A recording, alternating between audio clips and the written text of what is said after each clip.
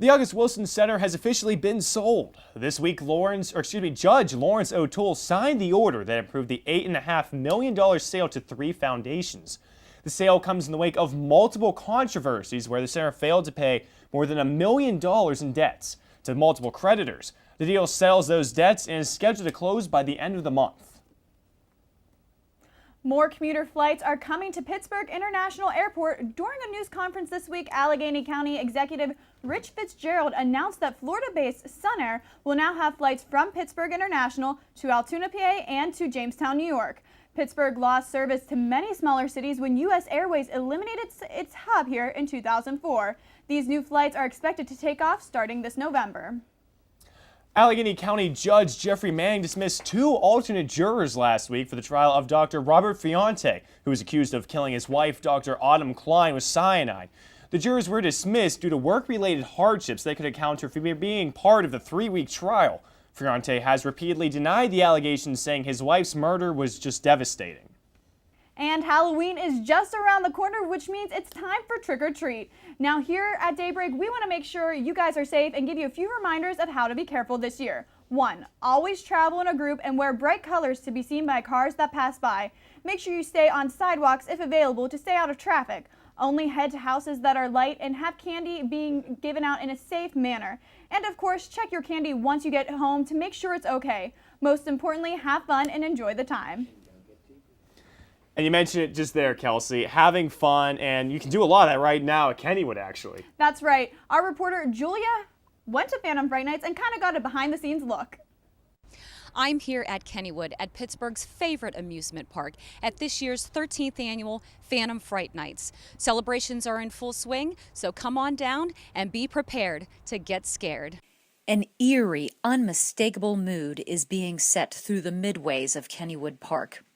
But like the undead crawling out of their graves, behind closed doors, scare actors transform for a long night of horrors. Scaring people, it's just it's awesome to see the people's faces, their reactions and stuff like that. It's great.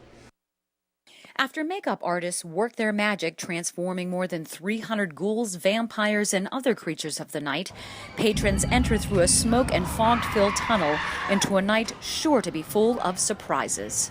There's always a variety of discounts out there for Phantom Fright Nights, most notably your Giant Eagle tickets. But if you're a college student, you can use your college ID opening weekend, the 26th and 27th, Sunday, October 12th, or Halloween night, the 31st, and November 1st to get half-price admission into Phantom Fright Nights.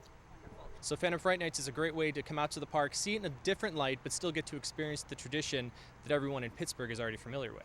It's these spooks and discounts that especially appeal to area college students. Every year because it's so much fun. It's just like, it's an amusement park and it's like scary and it just like gets me in the spirit, I guess. The spirit of Halloween, it's really nice to get scared. I purposely try. 10 haunts and scare zones and 17 transform thrill rides are set up throughout the park. So come down if you dare and enjoy all the thrills and the chills of this year's Phantom Fright Nights. You can't help but get into the Halloween spirit by being here. And trust me, they're waiting for you.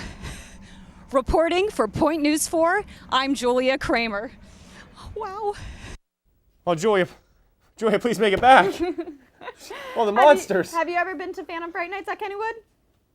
Let's be real. Does anybody think I've been to Phantom Fright Nights? Let's be real. I'm a fraidy cat. Chris is a scaredy cat, but you know, it's okay. Hopefully what's not too scary this week is the weather, because it's been rather dreary, Chris.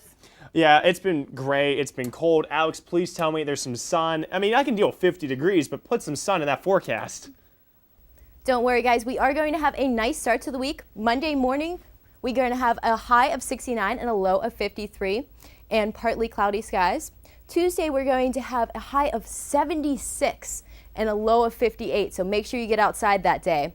Wednesday, we are going to have a high of 64 and a low of 44, but we're expecting some rain that day.